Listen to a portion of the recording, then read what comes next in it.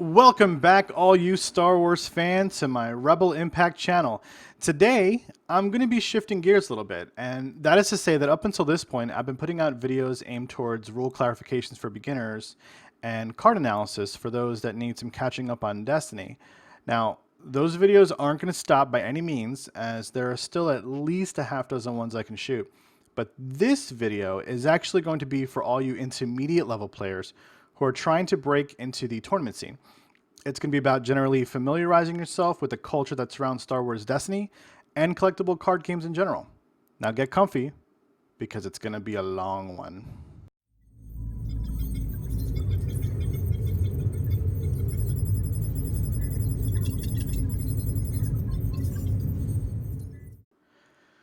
So this morning, my best friend Zerlik and I were talking on Discord about terminology that you often hear at game stores. Just to give you some background, he's a longtime Magic the Gathering player, and I quit the game over a decade ago.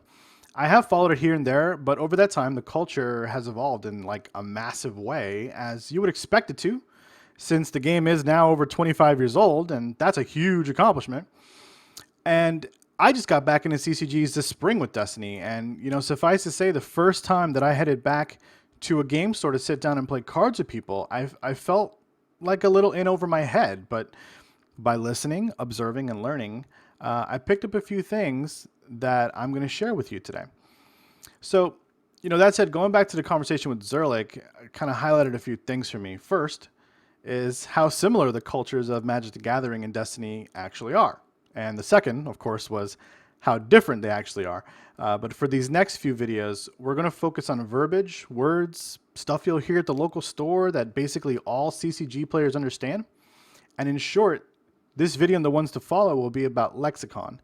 And today specifically, we're going to be talking about card-related Lexicon. Now, as a disclaimer, you should know that none of the terms you hear today can't be found somewhere else on the internet. But I'm putting all the ones that him and I came up with into one video for all of you because, well, I'm a nice guy, right? So keep in mind, too, that this also isn't going to be like an exhaustive list of all the words you'll ever hear, because CCG culture is very much a living thing. It changes and it evolves all the time. And new words are constantly invented. So let's get this thing started with an easy one. Card chasing is a term that is used to describe the act of actively seeking out a card or several cards from a set. It usually refers to the hunt for a single card or several cards through buying packs specifically. So someone might chase cards for the thrill of simply pulling it out of a pack, and that's usually the biggest draw, and your local stores love these people because they give them money. And I'm going to admit right now that I'm a bit of a card chaser myself, and it gets to silly levels sometimes because there does become a point in time where I could have just bought that one card with money that I spent on all those individual packs, and generally speaking, there are also some things called chase cards, right, in many sets.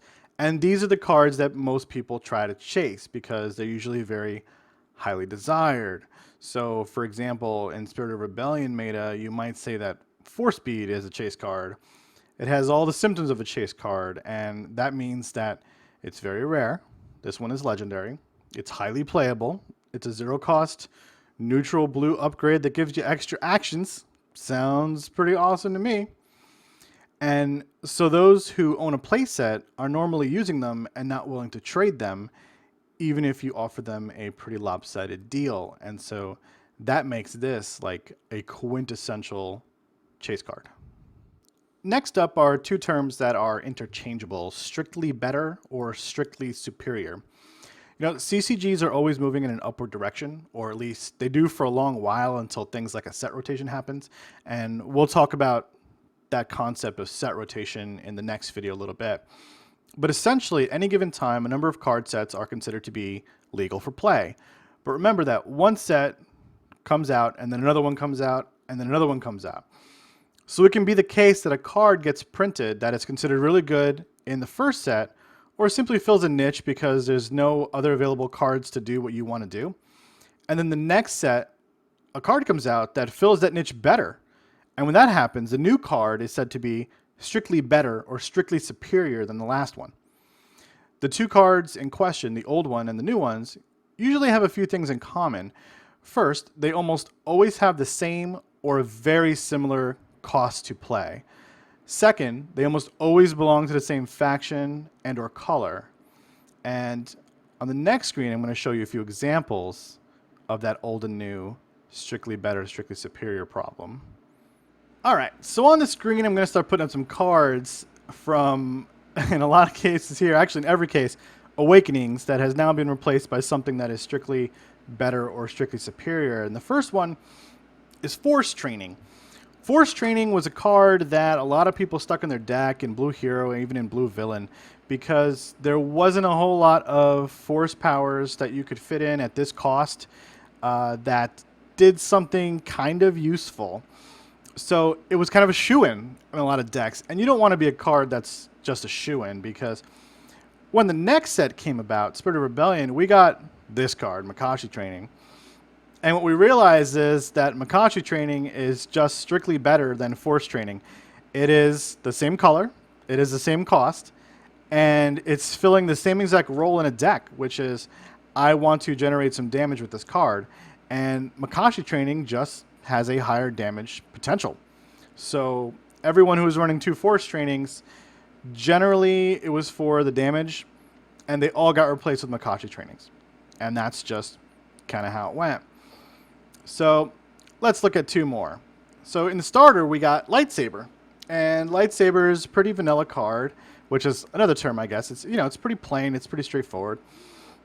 It's 3 cost. It's an upgrade. It is redeployable. And it has 3 converted damage sides. It's got a pay side, a modifier side, and a special. Now, in the new Destiny 2-player set, Blue Hero got a card that is strictly better. And that's Ray's Lightsaber. So let's compare these two cards, right? Again, here we go. Same cost. They both cost 3. Same color. They're both blue. And they both have redeploy, which is pretty cool. So the difference between this here is you don't have a special side on the Ray's Lightsaber anymore. But what you do have is you have an effect that when you play this upgrade, you can give somebody a shield, or if it's Ray, she gets 2 shields, which synergizes pretty well with Blue Hero. As far as that, what you've got is the special side on the lightsaber being replaced by a +2 melee, or a 2x melee. So you've got 2 black damage sides in this card and 1 modifier, whereas the lightsaber has 1 black damage side in the melee and a special, which has to be resolved separately of your melee, right? So it's slower, quote unquote, because it's going to possibly require you to make an extra resolution of specials. Whereas the Ray's Lightsaber just synergizes well with everything Blue Hero already does. Shields, resources, and melee damage. So Ray's Lightsaber is strictly better. Now, the IQA 11 Blaster is a card that villains specifically have been looking to get out of their deck for some time. It sees some play in what we call the Rainbow Nines deck, mostly because it just has 3 damage sides. But only 2 of them are resolvable by themselves, and one of those sides is a special, which isn't bad. I mean, 2 blockable damage is pretty good. I mean, that's why people played the lightsaber for a little while. But in the new 2-player set, it got replaced by a card that is strictly better. Captain Phasma's Blaster. Now, here we go again, right? Let's go down the list here. We've got a card that is the same color. They're both red. They're both 3. But the difference here is that Phasma's Blaster has 3 self-resolvable sides. A 1 ranged, a 2 ranged, and a 3 ranged for a resource. And then it has a +3 range damage. So the IQA is only offering 2 range damage, +3 range damage. Okay, you know, that's cool. And then it's got that special, which again has to be resolved separate of range damage, right? Which is going to cost you an extra action. So Captain Phasma's Blaster just synergizes better in most cases where you're trying to play an IQA 11 blaster rifle, where you're looking for additional range damage. Captain Phasma's Blaster just does it better. I mean, there's nothing else you can really say about it. It is strictly superior to the IQA 11 every possible way. Now, as more strictly superior cards are released with each set, replacing the old cards, a phenomenon happens, and it's called power creep. And what that means is that the cards just keep getting a little better and better over time until they hit some sort of ceiling, and that's usually when you see a set rotation happen. But we'll talk about that in the next video, and because the reason for the set rotation is to kind of sort of reset things, and it resets specifically either on a set time where they're like 3 sets rotate, that's it, we're starting over, or when the game designers have determined that the power curve of cards have gotten out of hand. So we just looked at, the last example was IQA 11 Blaster, and then we looked at Captain Phasma's Blaster. Now what happens when Captain Phasma's Blaster gets replaced by something even better, and then that gets replaced by something even better? I mean, there's a point where for 3 resources, you're getting like an amazing weapon, and then the game designers run out of design space to make something that's better. So they keep making things that are worse, and then nobody plays those cards. And so that's power curve, getting out of hand. And that's the cost that's what happens, when you keep playing cards that are getting better and better. And over a long enough timeline, it's really hard to design a card that's better. Now, speaking specifically on power curve, the cards that are relevant in an endgame meta or in top tier decks are usually considered to be above the curve. And things that aren't considered playable are usually things considered below the curve. So sometimes these cards that are above the curve become chase cards, which we've already discussed. And on the other hand, cards that are clearly overcosted in the game fall below the power curve and no one wants to play them. And the power curve is determined by the game design in some arbitrary way, but even the designers don't always see that a certain card is way above it. Usually what comes out of comes out of players getting their hands on the game and finding like a busted combo and and whatnot. So the next set of terms kind of comes together as a set as well, but we're gonna look at them one by one. And those terms are broken, overpowered or OP, format warping, hard counter, and unplayable. A lot of these are self-explanatory, but it's worth discussing this because like everything else, this is like classic CCG slang, and it's easy to mix up these terms sometimes.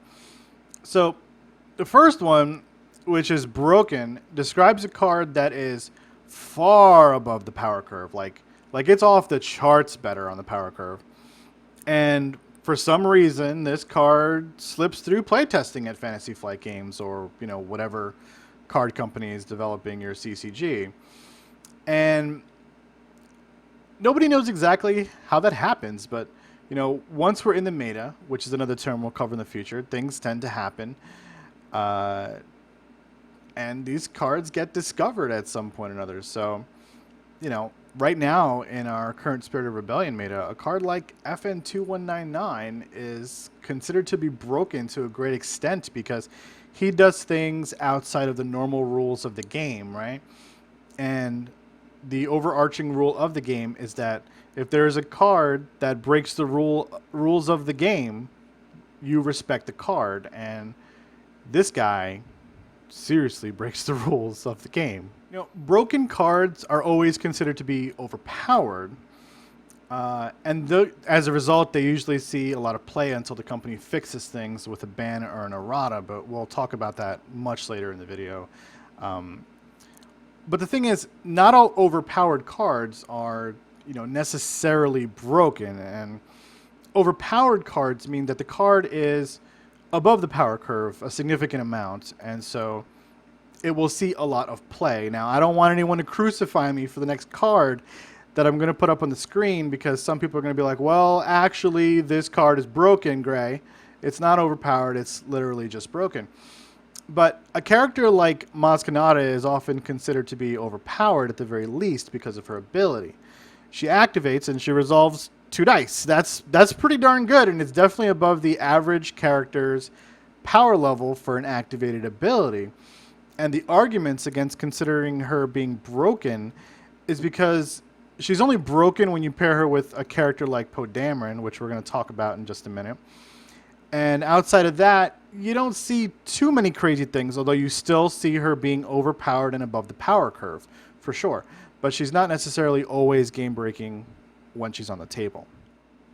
Another word that describes cards that are above the power curve but also manageable in some way can be described as format warping, or sometimes it's called format stifling or format limiting, because simply due to the existence of that card, they tend to exert control over the meta and actually limit the types of decks that can be successful at tournaments.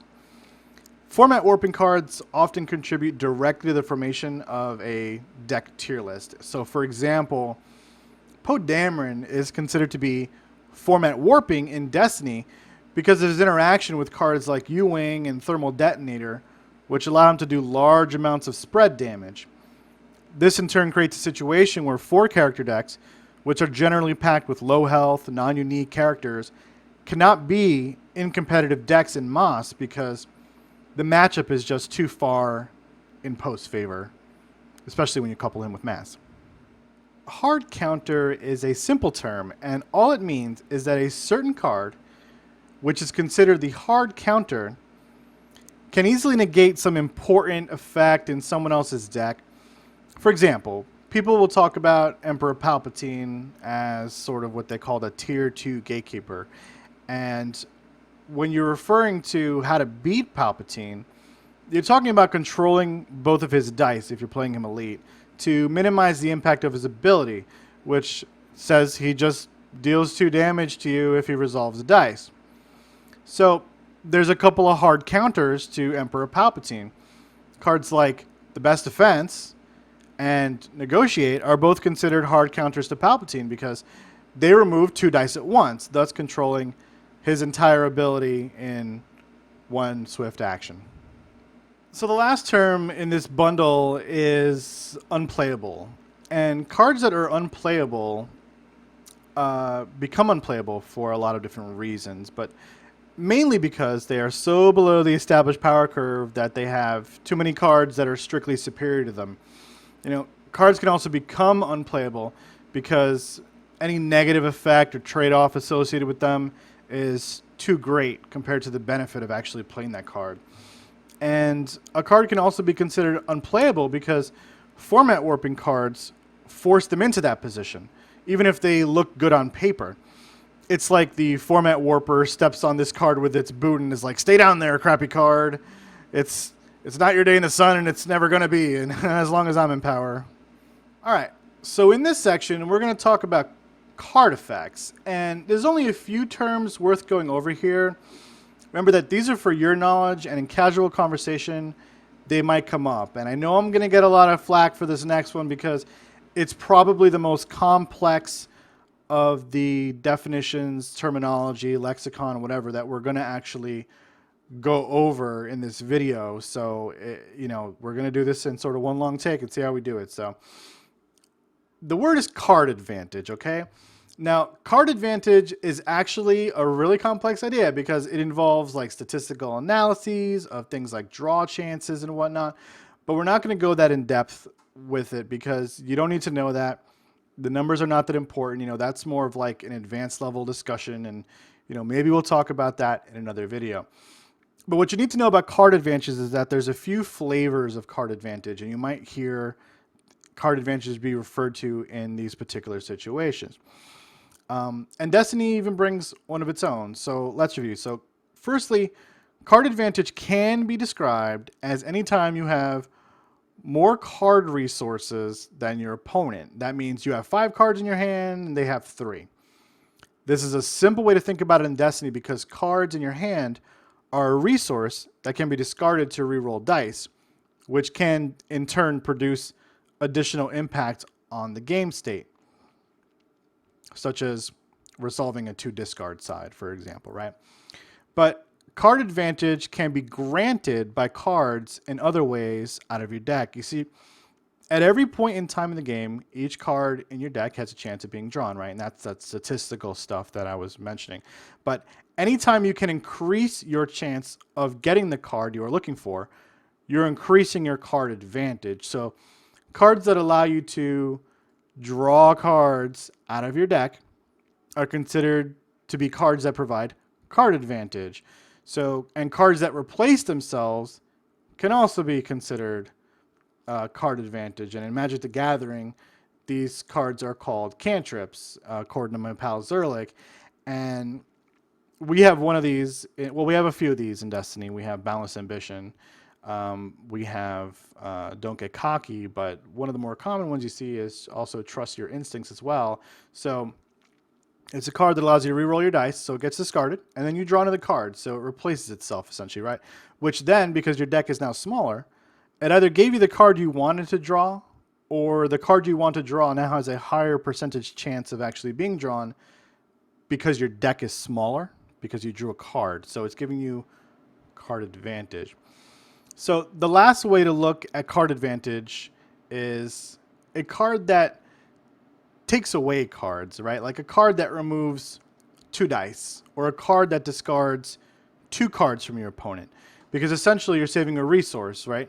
You're playing a card that does 2 things where typically you might have had to play 2 cards to do those 2 things. So again, and I've mentioned it a few times in videos, you get a card that does 2 things for 1 in Destiny, you might want to take a look at it because there's a good chance it could be good. At the very least, it may be giving you some sort of card advantage. Now that we got card advantage out of the way, and I hope that I described it sufficiently for the players who are going to watch this video and leave comments, because I know it's not easy to describe something like that in words. But anyway, we'll sort that out when we get there. We're going to talk about some deck-related words, and we've got 4 of them here, okay? And the first one we're going to talk about is top deck. And the second is tutor or fetch. Okay, the last 2 are errata and ban, 2 words we never like to hear in our card game, right? So top deck is a term that means you drew exactly the card you needed for the situation happening currently in the game. So here's an example, right? You're playing blue hero, you've got Luke Skywalker, he's got 3 shields on him, he's got 1 HP on him, all right? And your opponent is Darth Vader, and he's got 2 HP on him and 1 shield, okay? So you need to do 3 damage, and he needs to do 4 damage, all right? So you went first, and you rolled 2 melee on 1 die and a focus on his other, so you don't have enough to kill Vader without rerolling. But when you activate Luke Skywalker, you get to draw a card, and lo and behold, you top deck a riposte, okay? They activate Vader and roll their dice, but it doesn't even matter if they can show lethal damage or not, because you had 3 shields on Luke. You can now use riposte to remove those 3 shields and do 3 damage to strip away his 1 shield and 2 HP. So you win, even though your dice weren't showing lethal damage. So that is an example of getting a top deck, essentially. So in the coming months, you're going to be hearing this term a lot more, specifically tutor, although some people like to use the word fetch. And the term tutor was actually coined way back in the olden days of Magic the Gathering because of the card Demonic Tutor. And, tutor and fetch are interchangeable, but they both mean, what they mean is that you're playing a card or an effect that lets you search your deck for some other specific type of card. And the reason that this is actually going to become more and more popular in Destiny is because of lightsaber pull. So lightsaber pull is a 0-cost event that's coming in Empire at War that allows you to discard it.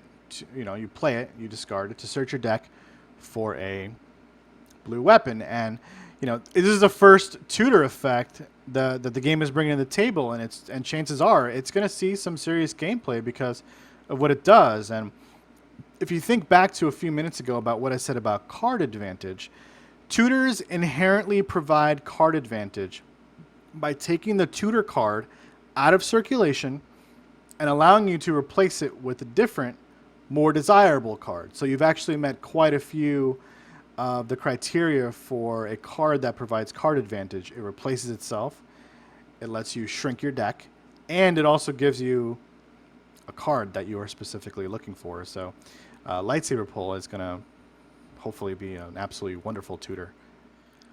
Erratas and bans are the unfortunate side effect of the human condition and the nature of gaming colliding into one really decisive and unhappy moment. An errata occurs to a card when it has its text changed literally, or when a ruling is made that changes how the card's current text is interpreted. Sometimes both of these things even happen at once, and an example of a recent errata in Star Wars Destiny was the infamous Fast Hands errata. Now keep in mind that erratas made by Fantasy Flight Games go through their official website, so they don't like send out new cards or even reprint them as proper necessarily right away. Instead, players are expected to respect the changes in a very Scouts honor sort of way, and tournaments also use the new errata rules, so you have to keep up with and you have to know them. So what I'm going to show you here is the old Fast Hands, and when I say old, I mean it's the one that most of us pulled out of a pack. It's Spirits of Rebellion, and probably you still can. And it's an upgrade ability, 0 cost, yellow. After you activate attached character, you can resolve one of its character or upgrade dice. And then they errated it to add yellow character only. Does the same exact thing. They didn't change the cost or anything else. They just added yellow character only text, which is the errata on this particular card. Right now, and thankfully, Destiny doesn't have any banned cards. But when FFG does ban cards with the ban hammer, they will most likely place them in a list on their website and announce them there, just like they do with erratas. And what bans are rulings on a card that essentially make them unplayable in a particular format. And I don't mean unplayable like this card is shitty, it's now unplayable. I mean like they literally tell you you can't put that in your deck in a tournament. You can't even have it. It's completely banned. It was probably way above the power curve, and they cannot figure out a way to fix the card with an errata in order to maintain its playability, because it's too format warping, it's too OP, it's however you want to refer to it. And it's a good thing that there's no bans, because Destiny only has one official format, and a ban on any card would be pretty harsh, even format warping in and of itself, because if you remove a card that's so format warping outside of the meta, then you create a new meta, and that in itself can be very format warping. But what you got to know here is make sure you stay on top of the news coming out of FFG's website when it comes to bans and erratas, so that you don't show up to a tournament with an illegal deck, because that can happen, and then you can't play, and then you're going to be bummed out because you're like, well, I only bring my decks, I don't bring my commons and uncommons. I can't redo my deck now. So stay on top of it. It's gonna be worth it to do that. It just takes a little extra attention on their website, and you'll thank yourself for it later. All right, guys. Well, we got through it. There was a lot to go over, and if you got this far in the video, you should be patting yourself on the back, because this was probably going to be the longest of the 3 that I'm going to make. And it's also the most important, I think, because it gives you a foundation. And if you did get this far in the video and you listened to everything going through, what you now have and what you are equipped with is a greater knowledge of sort of the words that people are going to be using at the local store. So now when you start to mingle with the higher level players, or the more advanced players, or the tournament goers in your area, you're going to be able to use some additional language to talk about the nature of some of the cards in your deck or in their deck or whatever. And it's going to make you seem like a smarter person and a better player, which is always good, because you are now a smarter person and a better player when it comes to CCGs. Like I said, this stuff is foundation, and look forward to the next video or so, probably coming on, probably Friday, because Wednesday is my Destiny day down at Highlander and Boonton. But definitely over the weekend, I'll try to bang out the other parts of this video, because they're all really important. And I want to be able to teach you, something about the game and about these terms, because they're all really important. And the more you know, the better off you are and the better player that you'll be. So until next time, when we see each other on YouTube, hit that subscribe button. That would be super awesome. And tell your friends. because at the time of this recording, we're now up to 50 subs, and that's really heartwarming that many people have stopped by and watched my stuff. So I'll see you on the next video, guys, and until then, may the force be with you.